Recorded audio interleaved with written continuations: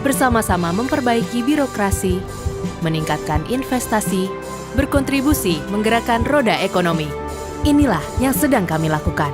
Inilah yang akan kami wujudkan. Untuk mewujudkan layanan yang profesional, terpercaya, dan berkelas dunia di Kementerian ATR BPN.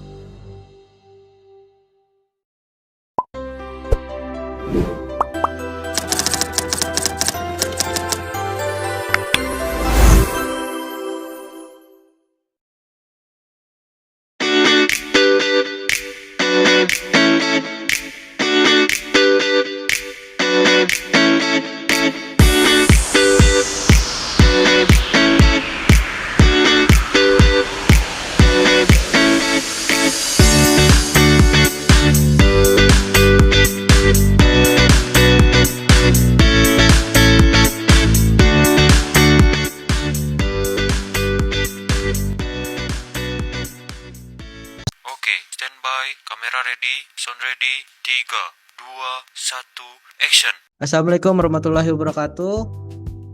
Waalaikumsalam warahmatullahi wabarakatuh. Halo Sobat Latsar CPNS 2025. Selamat datang di diskusi implementasi sikap loyal bagi ASN hari ini. Kita akan bahas topik yang cukup panas yang beredar pada hari ini. Berdasarkan 60% kasus pertanahan di Indonesia melibatkan oknum pegawai BPN. Yang sudah pasti hal ini tidak mencerminkan dari sikap loyal yang merusak nama baik institusi kita, yaitu Kementerian ATR BPN. Untuk ngobrolin ini, kita sudah kedatangan narasumber, yaitu ada Mbak Nurlinda, Glory, ada Mbak Anissa, dan juga Mbak Yohana. Langsung saja kita ke pertanyaan yang pertama, yaitu untuk Mbak Glory, bagaimana tanggapannya tentang isu yang beredar tersebut? Silahkan Mbak Glory. Pada Mas Moderator, sebenarnya angka 60% itu berasal dari beberapa laporan investigatif, termasuk dari data Ombudsman dan KPK pada beberapa tahun terakhir. Tapi penting untuk dicatat, angka itu mencerminkan dugaan keterlibatan, bukan sebagai vonis hukum. Jadi masyarakat melihat bahwa sebagian besar konflik tanah seperti sengketa sertifikat ganda, mafia tanah, hingga pengukuran ulang memang tidak lepas dari peran BPN, baik secara langsung maupun tidak langsung. Tapi harus digarisbawahi nih, ini adalah pelaku oknum, bukan BPN secara keseluruhan. Masalahnya, keterlibatan oknum ini sering ditutupi dengan alasan saya hanya ikut perintah atasan. Disinilah masuk ke isu nilai loyal yang perlu kita luruskan. Loyal itu bukan berarti membela pemimpin membabi buta. Loyal berarti taat pada negara, pada konstitusi, pada aturan hukum, dan pada etika profesi. Oke, terima kasih banyak tanggapannya untuk Mbak Glory. Selanjutnya kita ke Mbak Khairunisa. Bagaimana sih menurut Mbak peran kita sebagai bagian dari keluarga Kementerian ATR BPN itu sendiri menanggapi rumor yang terjadi saat ini?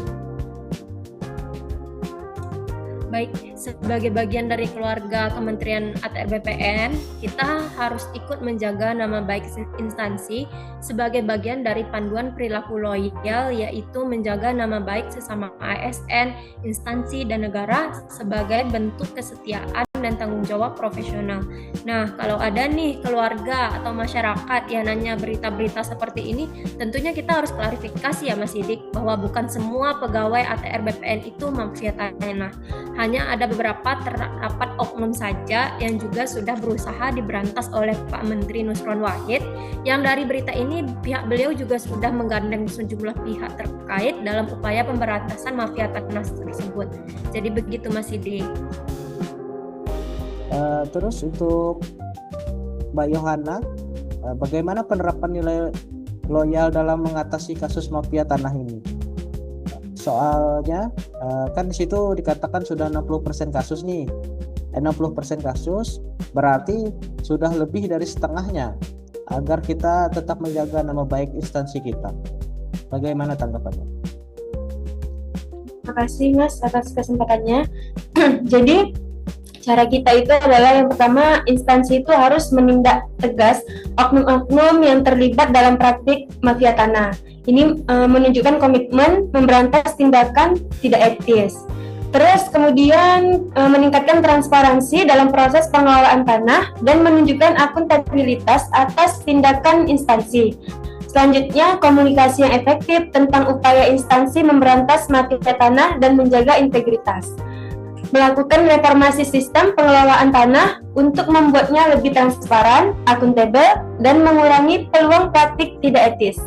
Selanjutnya itu ada pengawasan internal yang efektif untuk mendeteksi dan mencegah praktik tidak etis di dalam instansi. Jadi kerjasama dengan lembaga penegak hukum dan lainnya ini untuk menangani kasus mafia tanah. Dan yang terakhir, kita perlu adanya edukasi masyarakat tentang pentingnya integritas dalam urusan pertanahan dan upaya instansi dalam menjaga nama baik. Terima kasih, itu aja Mas. Oke, terima kasih tanggapannya. Selanjutnya tanggapan untuk Mbak Nurlinda. Apa risiko yang dihadapi instansi apabila ada oknum pegawai yang terlibat dalam kasus konflik pertanahan, dan bagaimana sikap loyal dapat mencegah hal tersebut, Mbak?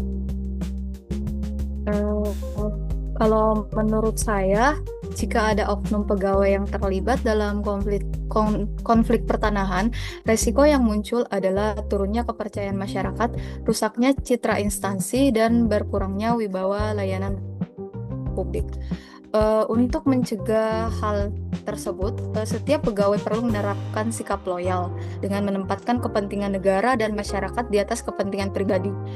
Loyalitas ini tercermin melalui kepatuhan pada aturan, integritas dalam pelayanan, serta komitmen menjaga nama baik instansi agar tidak terulang kasus serupa. Terima kasih untuk tanggapan para narasumber semua. Jadi teman-teman, dari diskusi ini kita bisa belajar bahwa angka 60% bukan hanya statistik, tapi panggilan untuk introspeksi. Nilai loyal bukan soal ikut-ikutan pemerintah, tapi berdiri teguh pada hukum dan integritas untuk dapat menjaga citra dan nama baik kementerian kita. Pada akhirnya, jika kita ingin reformasi pertanahan berjalan, maka semua pihak dari pejabat hingga masyarakat harus paham dan pegang teguh nilai-nilai dasar ASN berakhlak. Salah satunya adalah loyal. Dalam arti yang benar, bukan ada niat yang terselubung. Sekian diskusi kita hari ini. Sampai jumpa di lain kesempatan. Saya akhiri. Assalamualaikum warahmatullahi wabarakatuh. Assalamualaikum warahmatullahi wabarakatuh. Waalaikumsalam.